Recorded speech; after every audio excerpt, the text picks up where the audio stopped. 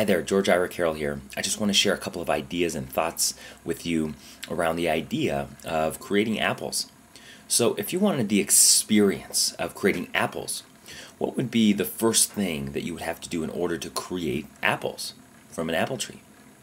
Well, if the soil was fertile and you dug a hole, the first thing that you would want to do is plant the seed, right? Plant the seed.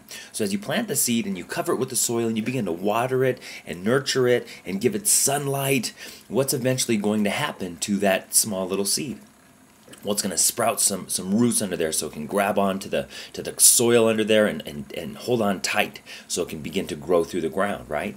And so as you continue to water and nurture that seed and give it sunlight and give it attention and focus, eventually it is going to sprout through the ground.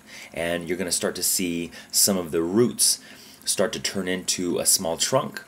Well, if you continue to water and nurture that seed, the trunk is going to sprout branches, and eventually those branches are going to produce and create apples. Does that make sense? So as we think about things and as we have experiences in our life, we, with one thought, will plant a seed in the soil of our minds. And with conscious attention and focus and nurturing that seed in the soil of our mind, it will eventually connect to other neurons in the brain. And as we continuously focus and think about that thought and nurture it and water it with our attention, it'll connect with more neurons. And as it connects with more neurons, it will start to form a shape. It will start to form a pattern in our brains.